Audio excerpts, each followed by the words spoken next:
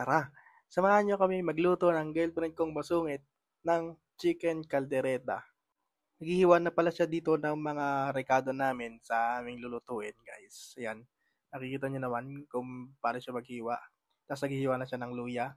Ako nga pala magluluto dyan. Tapos ang sama pa niya tumingin, no?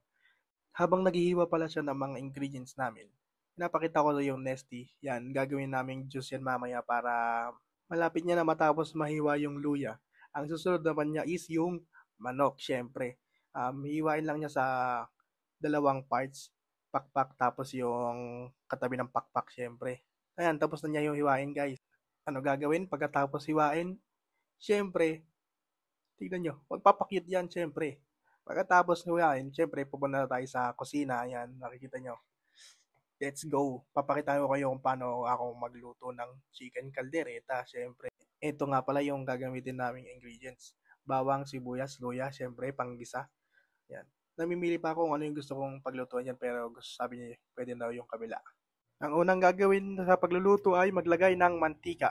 Start na tayo mag-isa, mga idol. At ito na pala ang ating gagamiting gulay sa paggisa. Bawang. Bawang unang igigisa ko. Pero kahit ano naman na, pag unahin nyo lang yan, sunod sibuyas. Pala, nakalimutan na. Paano mo vlog sa gan? Nakalimutan ko guys, ito, gigisa rin natin. Ang ano karami. Cut muna natin to. Baka Na guys, ilalagay niyo na po yung ano. Sunog na. Ang ginigisa. Yung sunog yun? Hindi sunog yun. So guys, oh. Pinapapawisan pa yan. Hindi nga, may electric pa rin.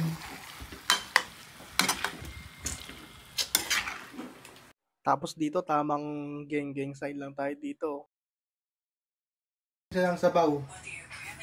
Mamaya lagyan namin ng toyo. Lagyan ko ng toyo. Lang mga paw, guys. Ano siya guys? Hindi nga, ano na.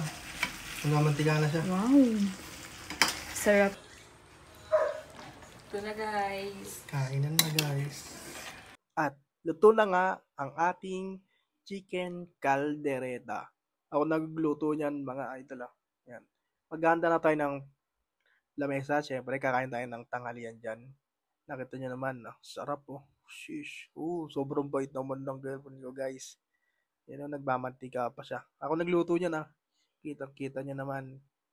Yan, malapit na tayo kumain. Siyempre, kainan na. Yan, todo flex ng niluto ko. Oops, gano'ng karaming kanin. Tapos dito sa part na to, niloko ng girlfriend ko yung kapatid niya kung gaano daw kasarap yung luto ko. Anong rate mo dyan sis? Anong rate? 1 to 10? 65%. Paano 100? Ayun na nga, approve na nga kay Papa guys. Approve yung luto ko. Siyempre, pasado. Ako nagluto niyan eh. O, kita nyo. Satisfied customer.